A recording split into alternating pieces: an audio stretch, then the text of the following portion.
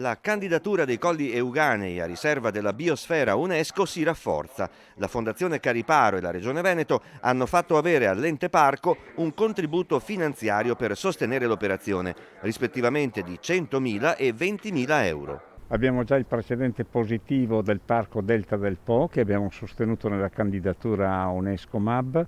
Siamo convinti che anche qui avremo successo grazie al coinvolgimento che già vedo attivo di tutte le istituzioni, di tutta la comunità. Il progetto per sé stesso è importante anche perché attiva appunto un coinvolgimento che è comunque positivo. Potrebbero essere i progetti futuri, avere una visione molto proiettata nel futuro di quello che potrebbe essere il territorio stesso, le persone qui vivono, le attività che hanno sede qui. I Colli Euganei hanno molto da dare, è un ambiente bellissimo dove vivere, dove ricrearsi e veramente farlo conoscere al di fuori del Veneto è una cosa che porta sicuramente un benessere a tutti. A giugno di quest'anno si concluderà la prima fase dell'iter procedurale. I 15 comuni all'interno del territorio stanno completando le delibere.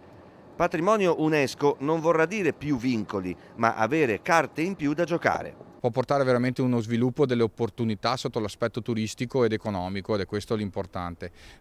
L'affisso MAB UNESCO Biosfera ti dà la possibilità di entrare su alcuni settori di carattere turistico che ti possono veramente aprire quelli che sono gli scenari più importanti, non solo dell'Italia ma soprattutto a livello europeo e mondiale.